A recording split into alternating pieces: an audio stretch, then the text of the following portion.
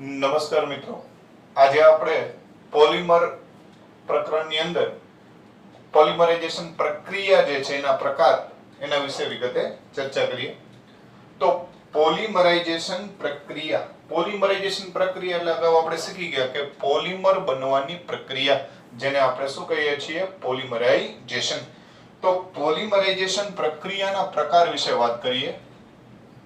Polymerisation પ્રક્રિયાના પ્રકાર. તો પોલિમરાઇઝેશન પ્રક્રિયાના બે પ્રકાર છે. એક છે યોગશીલ અથવા શૃંખલા વૃદ્ધિ પોલિમરાઇઝેશન, અને બીજો પ્રકાર જે છે એ છે સંઘનન અથવા તબક્કા વૃદ્ધિ પોલિમરાઇઝેશન. ટૂંકમાં પોલિમર બે પદ્ધતિથી બની શકે. એ બંને પદ્ધતિઓ જે છે એના આપણે અહીંયા નામ દર્શાવેલા છે. એક છે યોગશીલ અથવા શૃંખલા વૃદ્ધિ પોલિમરાઇઝેશન, અને બીજું જે છે એ સંઘનન અથવા તબક્કા વૃદ્ધિ પોલિમરાઇઝેશન.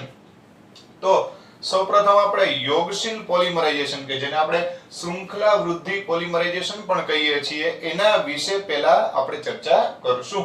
તો પહેલા આપણે વાત કરીએ છીએ યોગશીલ અથવા તો શૃંખલા વૃદ્ધિ પોલિમરાઇઝેશન. તો પહેલો પ્રકાર પોલિમરાઇઝેશનનો એ છે યોગશીલ અથવા શૃંખલા વૃદ્ધિ પોલિમરાઇઝેશન. તો મિત્રો, આ યોગશીલ અથવા શૃંખલા વૃદ્ધિ પોલિમરાઇઝેશન શું છે તો એની આપણે ચર્ચા કરીએ. ટેક્સ્ટ બુક ની અંદર થોડું લખાણની અંદર તમને વિવિધતા જોવા મળશે, અને પોઈન્ટ વાઇઝ એટલે છૂટું લખાણ છે એને આપણે થોડું કમ્બાઈન કરીએ જેથી કરી એને સ્પષ્ટ વ્યાખ્યાની નીકળી શકે. તમે જાણો છો એ પ્રમાણે હંમેશા યોગશીલ પ્રક્રિયા કોના વચ્ચે થઈ શકે? તો તમને ખબર જ છે કે જે દ્વિબંધ ધરાવતા સંયોજનો હોય, જેવા કે આલ્કીન સંયોજનો અથવા આલ્કાડાઇન સંયોજનો. તો અસંતૃપ્ત સંયોજનો એવો શબ્દ આપણે વાપરી શકીએ કે નહીં? તો અહીંયા સામાન્ય રીતે મોનોમર જે છે એ અસંતૃપ્તતા ધરાવતા હશે, આવું ધ્યાનમાં રાખવું. બરાબર? કેમ કે યોગશીલ પ્રક્રિયા હંમેશા અસંતૃપ્ત સંયોજનો છે એ દર્શાવતા હોય છે, એટલે આ એક મુદ્દો ધ્યાનમાં રાખજો. તો આપેલ પોલિમરાઇઝેશન ની અંદર શું થાય તો કે ભાઈ આ પ્રકારના પોલિમરાઇઝેશનમાં એક જ પ્રકારના મોનોમર અથવા જુદા પ્રકારના મોનોમર. ટેક્સ્ટ બુકમાં એક જ મોનોમર અને જુદા મોનોમર શબ્દ લખ્યો છે, પણ પ્રકાર શબ્દ નાખવાથી એકદમ સ્પષ્ટ ભરી વાત થઈ જશે, એટલે આપણે શબ્દ એડ કરેલો છે. ફરીથી બોલું છું, એક જ પ્રકારના મોનોમર અથવા જુદા પ્રકારના મોનોમર. પણ કેવા? અસંતૃપ્ત મોનોમર ખરેખર શબ્દ આવવો જોઈએ. એટલે એક જ પ્રકારના અથવા જુદા પ્રકારના શબ્દ શું હોવો જોઈએ? એક જ પ્રકારના અથવા જુદા પ્રકારના અસંતૃપ્ત મોનોમર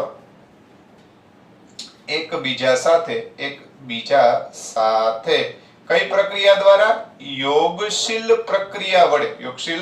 પ્રક્રિયા વડે જોડાઈ ને જે પોલિમર બનાવે તેને યોગશીલ પોલિમર તથા આ પ્રક્રિયાને યોગશીલ પોલિમરાઇઝેશન કહે છે. તો મિત્રો અહીં ધ્યાન રાખજો, થોડીક વ્યાખ્યા આપણે મોડિફાઈ કરેલી છે. અસંતૃપ્ત સંયોજન હોવો જોઈએ, જેમ કે આલ્કીન અથવા આલ્કાડાઇન, એની પણ હમણાં આપણે વાત કરીએ. તો આ પ્રકારના પોલિમરાઇઝેશનમાં શું થાય તો કે ભાઈ એક જ પ્રકારના અથવા તો જુદા જુદા પ્રકારના કેવા અસંતૃપ્ત મોનોમર એકબીજા સાથે કઈ પ્રક્રિયા દ્વારા તો કે ભાઈ યોગશીલ પ્રક્રિયા દ્વારા જોડાઈ અને જે પોલિમર બનાવે એને આપણે બોલીએ છીએ યોગશીલ પોલિમરાઇઝેશન. એટલે આ પ્રક્રિયાને યોગશીલ પોલિમરાઇઝેશન કહેવાય. જ્યારે આ જે ઘટના જે છે એને આપણે યોગશીલ પોલિમરાઇઝેશન કહીએ છીએ. જે પોલિમર બન્યો એને યોગશીલ પોલિમર કહેવામાં આવે છે. તો આ રીતે આપણે યોગશીલ પોલિમરાઇઝેશન પ્રક્રિયા જે છે એને આ રીતે વ્યાખ્યાયિત કરી શકીએ. અહીંયા અસંતૃપ્ત સંયોજનો જેવા કે આલ્કીન અથવા આલ્કાડાઇન. મિત્રો આલ્કીન એટલે CH2 ડબલ બંધ CH2 જેમ કે ઇથીન, પ્રોપીન, બ્યુટીન. તો આ બધા જે છે એ આલ્કીન પ્રકારના ઘટક કહેવાય. કેવા પ્રકારના કહેવાય? આલ્કીન પ્રકારના. જ્યારે આલ્કાડાઇન એટલે CH2 ડબલ બંધ CH સિંગલ CH ડબલ બંધ CH2 બે ડબલ બંધ ધરાવતા સંયોજનને ડાઇન સંયોજન કહેવાય. ડાઇઇન, ડાઈ એટલે બે, ઇન એટલે દ્વિબંધ. તો આ ડાઇન સંયોજન છે એટલે આલ્કેન પ્રકારના ડાઇન સંયોજન છે એટલે આલ્કાડાઇન શબ્દ બોલે છે. આલ્કાડાઇન સંયોજનો. તો આ જે છે એ બ્યુટાડાઇન છે, આ ઇથીન છે, આ ઇથીન મોનોમર છે. જ્યારે આ છે એ બ્યુટાડાઇન છે. બરાબર? એમાં પણ ચોખવટ ભરી વાત કરવી હોય તો 1 2 3 4 એટલે પહેલા નંબર ઉપર અને ત્રીજા નંબર એટલે બ્યુટા 1 3 ડાઇન એવો શબ્દ એના માટે વાપરવામાં આવે. તો આવા જે કંઈ પણ અસંતૃપ્ત ઘટકો જે છે એ આપણું યોગશીલ પોલિમર બનાવવામાં મદદરૂપ થશે એવું આપણે ધ્યાને લેવાનું છે. કઈ રીતે પ્રક્રિયા શક્ય બને તો એનો જવાબ જે છે ને એ આપણે આપવો છે કે ભાઈ કઈ રીતે પ્રક્રિયા જે છે એ શક્ય બને છે. બરાબર? તો એની આપણે વાત કરવા જઈએ તો કઈ રીતે પ્રક્રિયા જે છે એ અહીંયા આપણે બનાવી શકશું એની આપણે વિગતે વાત કરીએ. તો આમાં ત્રણ રીત છે કે જેની મદદથી પ્રક્રિયા શક્ય બને. પહેલી રીત જે છે એ છે મુક્ત મૂલક વડે. બીજું જે છે એ આયનીય રીત. બરાબર? આયનીયમાં બે શક્યતા છે, એન આયન અને કેટ આયન. એન આયન એટલે ઋણ આયન અને કેટ આયન એટલે ધન આયન. મિત્રો થોડીક આ ડિટેલમાં આપણે વાત કરીએ. તમે જાણો છો એ પ્રમાણે કે દ્વિબંધનું વિખંડન, દાખલા તરીકે આ CH2 ડબલ બંધ CH2 છે તો અહીંયા પાઈ બંધનું વિખંડન છે એ બે રીતે શક્ય છે. કા સમવિભાજન થાય અને કા અસમવિભાજન થાય. એવું આગળ આપણે શીખી ગયા. જો સમવિભાજન થશે તો બંધમાંના એક એક ઇલેક્ટ્રોન પ્રત્યેક ઘટક પરમાણુ મેળવી લે તો મુક્ત મૂલક બને. એટલે તમે જાણો છો એ પ્રમાણે મુક્ત મૂલક ક્યારે બને તો કે ભાઈ સમવિભાજન થાય તો. પરંતુ જો સમવિભાજન ન થાય અને માની લો કે એક ઘટક પરમાણુ બંને ઇલેક્ટ્રોન પ્રાપ્ત કરે છે તો એ ઘટક જે છે કેવો બનશે? નેગેટિવ. અને સામેનો કયો બનશે? પોઝિટિવ. એટલે બે શક્યતા રહે.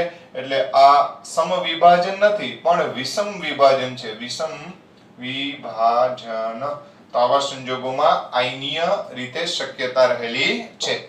પણ સામાન્ય સંજોગોમાં મોટા ભાગની જે યોગશીલ પોલિમરાઇઝેશન પ્રક્રિયા જે છે મોટા ભાગની એ મુક્ત મૂલક વડે થનાર પ્રક્રિયાઓ છે. એટલે આપણે અહીંયા ધ્યાનમાં કોને લેશું તો કે ભાઈ મુક્ત મૂલક યોગશીલ પોલિમરાઇઝેશન છે એને આપણે ધ્યાનમાં લેવાનું છે. તો આ રીતે આ એની બેઝિક વાત થઈ કે ભાઈ યોગશીલ પોલિમરાઇઝેશન એટલે શું, કોણ કોણ આમાં ભાગ લઈ શકે અને કેવી રીતે આ પ્રક્રિયાઓ શક્ય બને. તો કેવી રીતેનો જવાબ આપણે તમને કીધો કે ભાઈ આમાં શક્યતા બે રીતે છે. સમવિભાજન જો થતું હોય યોગશીલ પ્રક્રિયામાં હંમેશા જૂના બંધ તૂટશે. બરાબર છે? તો આવા સંજોગોની અંદર જો આવી શક્યતા રહેતી હોય તો બે રીતે શક્ય બને, સમવિભાજન અને વિષમ અથવા અસમ વિભાજન. તો જો સમવિભાજન થાય તો મુક્ત મૂલક નિર્માણ થાય અને વિષમ વિભાજન થાય તો આયનીય રીતે એટલે કે એનાયન અને કેટાયન આવા બે આયનો શક્ય બની શકે. તો આ રીતે આપણે એને સમજૂતીમાં લઈ શકીએ. પણ ઇન જનરલી મોટા ભાગે તમે જોવા જશો તો અહીં યોગશીલ પ્રક્રિયાઓ મુક્તમૂલક યોગશીલ પોલિમરાઇઝેશન વડે થાય છે.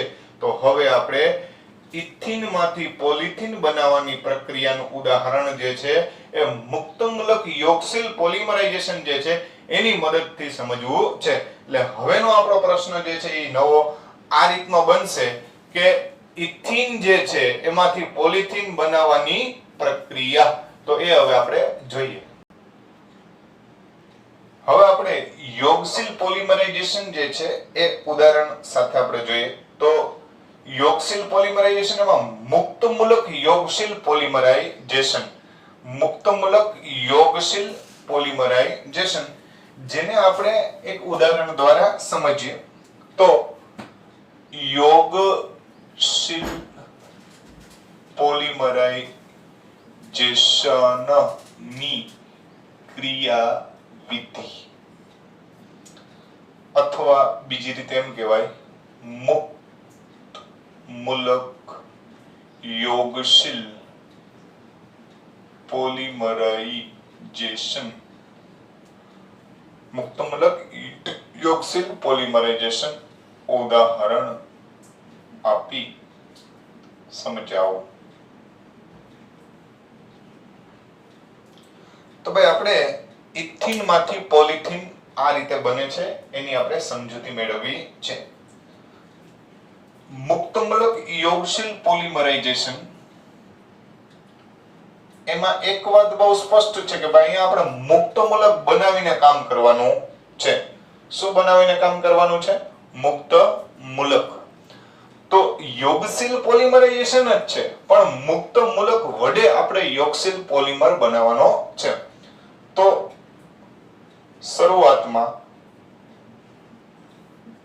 પ્રારંભક જેને આપણે ઉત્તેજક અથવા અહીંયા ઉદ્દીપક શબ્દ પણ બોલે છે, શરૂઆત કરનાર ઘટક જેને ઉત્તેજક શબ્દ બોલીએ છીએ અથવા અહીંયા પ્રારંભક એટલે પ્રારંભમાં લેવામાં આવતો પદાર્થ. તો કે ભાઈ શરૂઆતમાં પ્રારંભક જેવા કે તૃતીયક બ્યુટાઇલ પેરોક્સાઇડ, બેન્ઝોઇલ પેરોક્સાઇડ અથવા એસિટાઇલ પેરોક્સાઇડ. તો આવા પ્રારંભક ઉત્તેજક જેને કહીએ એની મદદથી પ્રક્રિયાની શરૂઆત કરવામાં આવે. તૃતીયક બ્યુટાઇલ એટલે તમે જાણો છો CH3 આવું બંધારણ ધરાવતા હોય. આ ટોટલ 4 કાર્બન થયા. તૃતીયક બ્યુટાઇલ નું બંધારણ થયું. અને પેરોક્સાઇડ એટલે તમે આ રીતે વર્ણવી શકો. ટૂંકમાં અહીંયા પેરોક્સાઇડ ઘટક લેવાનો છે. શું લેવાનો છે ભાઈ? પેરોક્સાઇડ ઘટક. બેન્ઝોઇલ એટલે C6H5 C=O C6H5 આ બેન્ઝોઇલ પેરોક્સાઇડ થયો. જ્યારે એસિટાઇલ પેરોક્સાઇડ એટલે CH3COOCOCH3. મિત્રો સામાન્ય રીતે અહીંયા પેરોક્સાઇડ વ્યુત્પન્ન લેવામાં આવે એ પછી તૃતીયક બ્યુટાઇલ હોઈ શકે, બેન્ઝોઇલ હોઈ શકે અથવા તો એસિટાઇલ પેરોક્સાઇડ હોઈ શકે.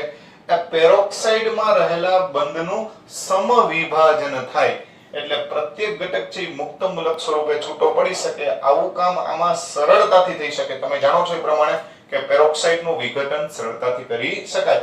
તો આપણે ઇથિન માંથી પોલિથીન બનાવવાનો આ પહેલો તબક્કો છે કે જેમાં આવા ઉત્તેજકની આપણે જરૂરિયાત પડશે. તો શરૂઆતમાં પ્રારંભક જેવા કે તૃતીયક બ્યુટાઇલ પેરોક્સાઇડ, બેન્ઝોઇલ પેરોક્સાઇડ અથવા એસિટાઇલ પેરોક્સાઇડ સાથે આવા પ્રારંભક સાથે ઇથિનને ગરમ કરવામાં આવે અથવા સૂર્યપ્રકાશ માં રાખવામાં આવે છે. કાં તો એને ગરમ કરી નાખવાનો કાં તો એને આપણે સૂર્યપ્રકાશની હાજરીમાં રાખવાનો. તો આ પ્રારંભક શું કરશે? તો કે ભાઈ આ પ્રારંભક જે છે એ અલ્પ માત્રામાં જરૂરી છે, એની આપણે બહુ ઝાઝી જરૂરિયાત નથી, એ પોતે પ્રક્રિયામાં શરૂઆતમાં જ વપરાય છે, ધ્યાન રાખજો, પ્રારંભિક તબક્કામાં, ત્યાર પછી એની કોઈ જરૂરિયાત રહેતી નથી.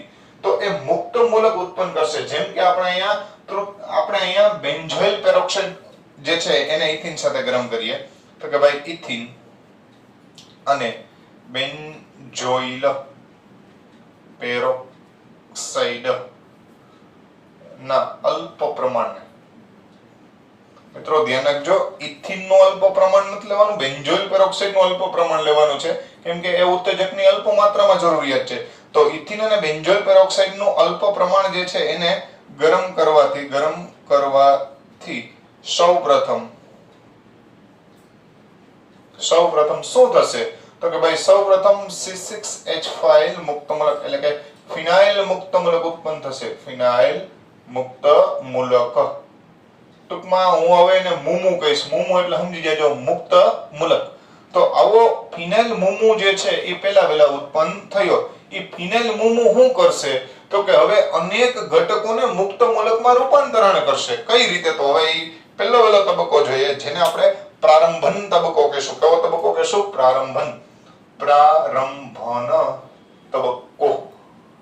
ખરેખર એને પ્રારંભિક બોલો તો હાલે, પણ ટેક્સ્ટ બુક પ્રમાણે પ્રારંભન તો ભાઈ પ્રારંભન, બીજું શું હોય? એટલે શરૂઆતનો, ઇનિશિયેટિવ. C6H5 C ડબલ બંધ O આ ટ્વાઇસ કરી નાખું છું, બરોબર ધ્યાન રાખજો. C6H5COO C6H5COO બે વખત, બરાબર. હવે આનું વિઘટન થાય એટલે તમે જાણો છો એ પ્રમાણે કાયદેસર અહીંથી બંધ તૂટશે અને બંને એક એક ઇલેક્ટ્રોન લઈ લે એટલે આવું થાય. જો C6H5C ડબલ બંધ O મુક્ત મૂલક. આ મુક્ત મૂલક જે છે એમાંથી આ ફરીથી પાછો આ બંધ તોડી નાખે, આ એક ઇલેક્ટ્રોન પ્રાપ્ત કરે ને આ એક ઇલેક્ટ્રોન પ્રાપ્ત કરી લે, તો અહીંયા આનું વિઘટન થશે એટલે આવું બનશે C6H5 મુક્ત મૂલક વત્તા CO2. હવે જો આ એક ઇલેક્ટ્રોન લે ને આની પાસે એક ઇલેક્ટ્રોન છે એટલે ડબલ બંધ થી જોડાઈ જાય એટલે C ડબલ બંધ O એને આપણે શું બોલીએ છીએ? CO2. એટલે કાર્બન ડાયોક્સાઇડ વાયુ છે એ મુક્ત થઈ જાય અને આ જે બન્યો એ છે ફિનાઇલ મુમુ મુક્ત મૂલક. તો આ રીતે ફિનાઇલ મુક્ત મૂલક છે એ પ્રાપ્ત આપને થઈ ગયો. હવે આ ફિનાઇલ મુક્ત મૂલક જે છે એ અનેક ઇથિન મોનોમર સાથે વારાફરતી જોડાશે. પ્રારંભિક તબક્કામાં પહેલા એક ઘટક સાથે આપણે જોડ્યો C6H5 ફિનાઇલ મુક્ત મૂલક, એને CH2 ડબલ બંધ CH2 સાથે પ્રક્રિયા કરી એટલે ફરીથી કહી દઉં, આ બંનેમાં સમવિભાજન થશે એટલે CH2 સિંગલ CH2 બંને એક એક ઇલેક્ટ્રોન પ્રાપ્ત કરે. આ પાઈ બંધનું વિખંડન થાય છે. આની પાસે એક ઇલેક્ટ્રોન છે જ C6H5, તો આ બંને એક એક ઇલેક્ટ્રોનની શું કરી લેશે? ભાગીદારી કરી લે. તો હવે મુક્ત મૂલક જે છે એ ક્યાં આવ્યો? તો કે CH2 ઉપર. તો આ રીતે એક નવો મુક્ત મૂલકનું નિર્માણ થયું. કેનું નિર્માણ થયું? નવો મુક્ત મૂલક. આ પ્રારંભન તબક્કો છે. શરૂઆત ફિનાઇલ મુક્ત મૂલકથી કરી, એના માટે આપણે તૃતીયક ફિનાઇલ પેરોક્સાઇડ જે છે એટલે કે ટૂંકમાં બેન્ઝોઇલ પેરોક્સાઇડ જે છે એનો ઉપયોગ કર્યો અને એમાંથી ફિનાઇલ મુક્ત મૂલક છે એ આપણે પ્રાપ્ત કરેલો છે. હવે બીજો તબક્કો આવે છે જેને આપણે સંચરણ તબક્કો એવો શબ્દ બોલીએ છીએ. સંચરણ એટલે આગળ વધવું, પ્રક્રિયાને આગળ ધપાવવી, જેને આપણે સંચરણ શબ્દ કહીએ છીએ. તો આ તબક્કામાં શું થાય? તો કે ભાઈ આ નવો મુક્ત મૂલક જે છે C6H5 CH2 એ અન્ય ઇથિન મોનોમર સાથે વારાફરતી CH2 ડબલ બંધ CH2, તો ફરીથી પાછું મુક્ત મૂલક બંનેના બનશે. આ પાછી આની હારે ભાગીદારી કરે એટલે તમે જાણો છો એ પ્રમાણે નિપજ જે છે એ આપણને આ પ્રમાણે મળશે. નિપજ અહીંયા લખું છું C6H5 CH2 આનો ઇલેક્ટ્રોન નાનો ઇલેક્ટ્રોન બે ભાગીદારી કરી CH2, આ સિંગલ બંધ CH2 અને આ રીતે. તો આટલો ભાગ જે છે આની હારે જોડાઈ ગયો એટલે આવી રીતે વારંવાર અહીંયા ઇથિન મોનોમર એકબીજા હારે જોડાતા જશે. તો મિત્રો જુઓ, આ એક પ્રકારે શૃંખલામાં શું થતી જાય છે, વૃદ્ધિ થતી જાય છે, એટલે આને આપણે શૃંખલા વૃદ્ધિ શબ્દ પણ બોલીએ છીએ. તો યાદ રાખજો, યોગશીલ પોલિમરાઇઝેશનમાં હંમેશા શૃંખલાની વૃદ્ધિ થતી હોય માટે એને શૃંખલા વૃદ્ધિ તબક્કો એવો શબ્દ પણ બોલાય. તો આ જે છે એ શૃંખલા વૃદ્ધિની મદદથી આગળ ને આગળ પ્રક્રિયા ચાલુ જ રહેશે. હવે માની લો કે આની હારે n mall CH2 double bond CH2 જોડાઈ ગયા તો વારંવાર CH2 એવો રિપીટ થશે કે નહીં?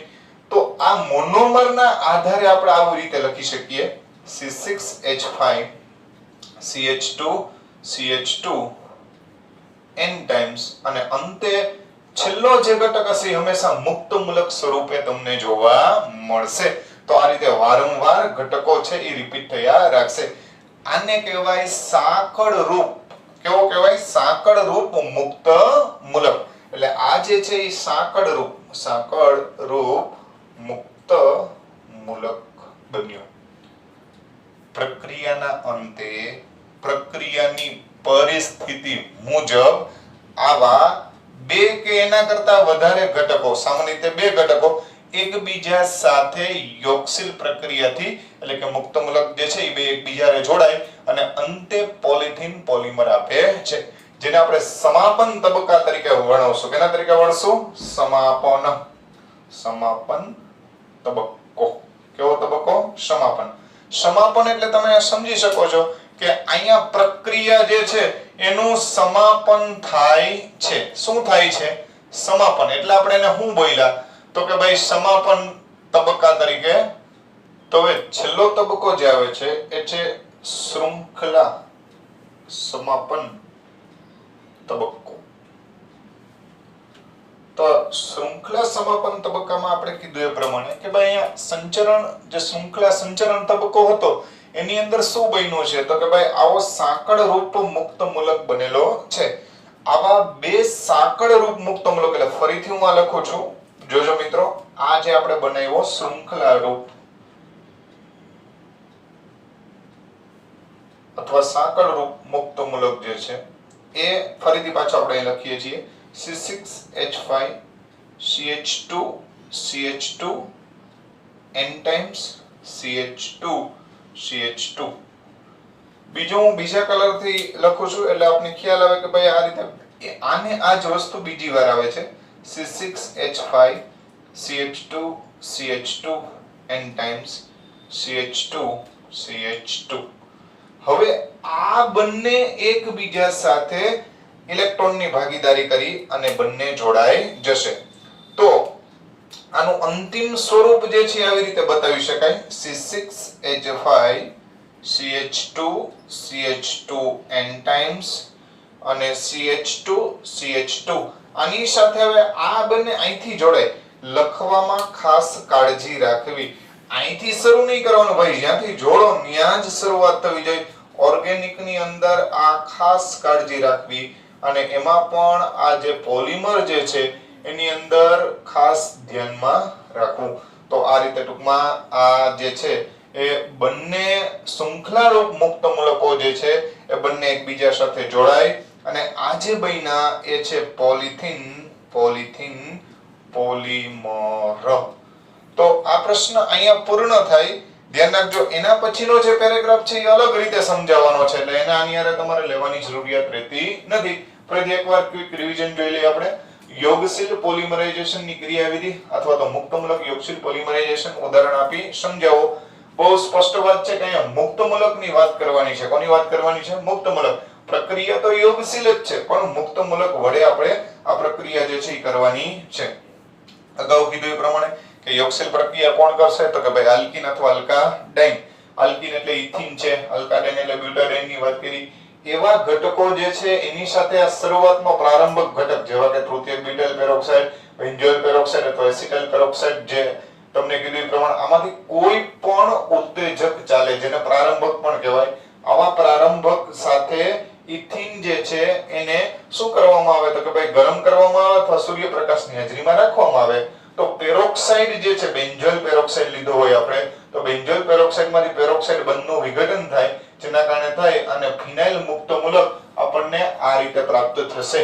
જેને આપણે પ્રારંભન તબક્કો કહીએ છીએ. પ્રારંભન એટલે શરૂઆતનો તબક્કો, પ્રારંભિક તબક્કો. અહીંયા શબ્દ આગળ શબ્દ લખો તો પણ એટલે શૃંખલા પ્રારંભન તબક્કો, શૃંખલા સંચરણ તબક્કો અને શૃંખલા સમાપન તબક્કો. આ 3 સ્ટેપમાં આપણે એને વિભાજિત કરશું. તો ફરીથી બોલું છું. પ્રારંભિક પ્રક્રિયા ઉત્તેજક લીધો. આ ઉત્તેજકમાંથી આપણે ફિનાઇલ મુક્ત મૂલક બનાવેલો છે. હવે આ ફિનાઇલ મુક્ત મૂલક શું કરશે તો કે એ આપણા ઇથિન સાથે જોડાય અને નવો મુક્ત મૂલક બનાવે. આ નવો મુક્ત મૂલક અનેક ઇથિન મોનોમર સાથે વારાફરતી જોડાય, દરેક વખતે પુનરાવર્તન પામી નવો ને નવો મોટો સાંકળ રૂપ અથવા તો શૃંખલા સ્વરૂપનો મુક્ત મૂલક બનાવે છે. જે અંતિમ તબક્કામાં એટલે કે શૃંખલા સમાપન તબક્કો જે છે એની અંદર આવા 2 કે એના કરતા વધારે ઘટકો જે છે એ પ્રક્રિયા પરિસ્થિતિને અનુરૂપ એટલે આ સાંકળ કેટલી લાંબી થાય શું એનો આધાર પ્રક્રિયા પરિસ્થિતિ ઉપર રહેલો છે. આવા સંજોગોની અંદર આ 2 ઘટકો એકબીજા સાથે જોડાય અને અંતે પોલિથીન પોલિમર બનાવે છે. હવે આપણે સમપોલિમર અને સહપોલિમર, સમપોલિમર અને સહપોલિમર ઉદાહરણ વડે સમજાવો. એવો આપણને એક 2 માર્કનો નાનો પ્રશ્ન જે છે એ આપી શકે. તો સમ જેને હોમોપોલિમર કહેવાય અને સહ એને કોપોલિમર કહેવાય. હોમો મતલબ એક જ પ્રકારના, કો મતલબ જુદા જુદા પ્રકારના, સમ એટલે સમાન પ્રકારના, સહ એટલે જુદા જુદા પ્રકારના મોનોમર. બસ એટલો જ તફાવત છે, બીજો કોઈ તફાવત છે નહીં. તો પહેલા આપણે સમપોલિમર એની વાત કરીએ. મિત્રો અહીંયા દરેક વખતે ટેક્સ્ટ બુકમાં એક જ પ્રકારના શબ્દ લખતા જ નથી, એક જ મોનોમર એવો શબ્દ લખે છે, પણ એનાથી ગૂંચવાડો થાય. એક જ મોનોમર થી ક્યારેય પોલિમર બને જ નહીં, એટલે ધ્યાનમાં રાખજો. એટલે વારંવાર આપણે ચોખવટ કરીએ છીએ એક જ પ્રકારના પણ વિપુલ માત્રામાં લેવાના, એટલે પ્રમાણ જાજુ લેવાનું છે, પ્રકાર એકનો એક છે, એટલે આ વસ્તુ ધ્યાનમાં રાખવાનું. તો સમપોલિમર કોને કહેવાય તો કે ભાઈ એક જ પ્રકારના વિપુલ પ્રમાણમાં મોનોમર એકબીજા સાથે યોગશીલ પ્રક્રિયા વડે જોડાય, યોગશીલ પ્રક્રિયા વડે જોડાય ને જે પોલિમર બનાવે તેને સમપોલિમર, કૌંસમાં લખું છું, હોમોપોલિમર કહે છે. હોમો અથવા સમપોલિમર એનો અર્થ જ એવો થયો કે ભાઈ એક જ પ્રકારના મોનોમર ઘટકો. દાખલા તરીકે આપણે એમ કહીએ કે ભાઈ પોલિથીન, તો પોલિથીનમાં માત્ર ઇથિન પ્રકારના મોનોમર જ હોય, અન્ય કોઈ મોનોમર હોય નહીં. પીવીસી એટલે કે પોલીવિનાઇલ ક્લોરાઇડ, એમાં વિનાઇલ ક્લોરાઇડ એક જ પ્રકારના મોનોમર ધરાવે, હોય અસંખ્ય પણ એક જ પ્રકારના. તો આવા જેટલા પણ ઘટકો છે એને બધાને હોમોપોલિમર કહેવાય. મિત્રો યાદ રાખજો, ઘણીવાર આ પ્રકારના પ્રશ્નો પૂછાતા હોય છે કે નીચે પૈકી કયો હોમોપોલિમર છે અને કયો સહપોલિમર છે. તો એની અંદર તમને આ બહુ જ ઉપયોગી છે, એટલે ધ્યાનમાં રાખજો. જેમ જેમ આગળ આપણે પોલિમર વિશે ભણતા જશું એમાં વર્ગીકરણમાં પણ આપણે આ વિગતે ચર્ચા કરશું. બીજો શબ્દ આવે છે સહપોલિમર.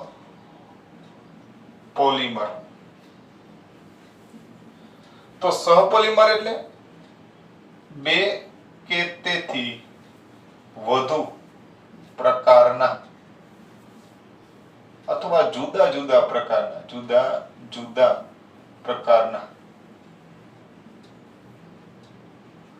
તો 2 કે તેથી વધુ પ્રકારના અથવા જુદા જુદા પ્રકારના અસંખ્ય મોનોમર એકબીજા સાથે પોલિમરાઇઝેશન પ્રક્રિયા વડે પોલિમર બનાવે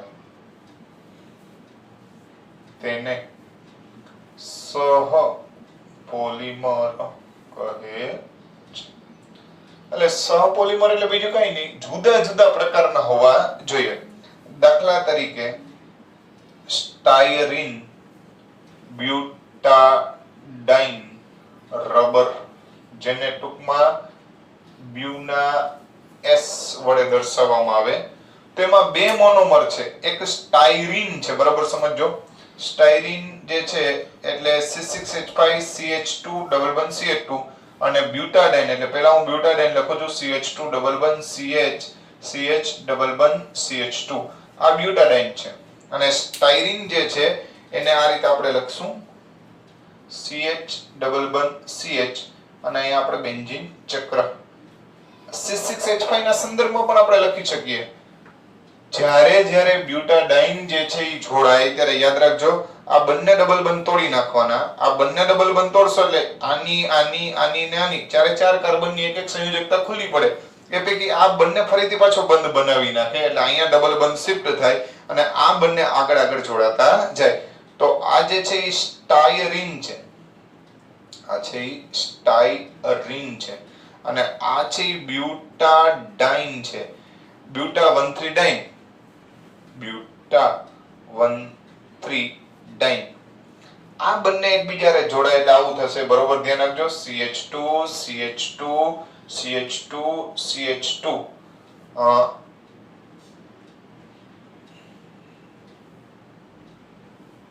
આ ડબલ બંધ તૂટી ગયેલા. અહીંયા CH અને CH વચ્ચે ડબલ બંધ પ્રાપ્ત થાય અને આ જે છે એ આગળ જોડાણ પામશે. આ ઘટક જે છે એ આની હારે જોડાણ પામે એટલે ન્યા ફરીથી પાછો ડબલ બંધ તૂટી જાય એટલે CH2 અને આ ફિનાઇલ ચક્ર જે છે આ રીતે જોડાયેલું રહે. આ જે બન્યો એને કહેવાય બ્યુના એસ એટલે કે બ્યુટાડાઇન સ્ટાયરીન રબર. તો તમે જોઈ શકો છો કે આ પોલિમરમાં બે જુદા પ્રકારના અસંખ્ય મોનોમર લેવામાં આવ્યા. એટલે આના પણ N અણુ લેવા પડે અને આના પણ આપણે N અણુ લેવા પડે, જેના કારણે થઈને આપણે આ પ્રકારના N ઘટકો છે પ્રાપ્ત થયેલા છે. તો આ રીતે જે પોલિમર બન્યું એને સહપોલિમર કહેવામાં આવે છે. તો લો આ રીતે સમપોલિમર અને સહપોલિમર સમજાવી છે.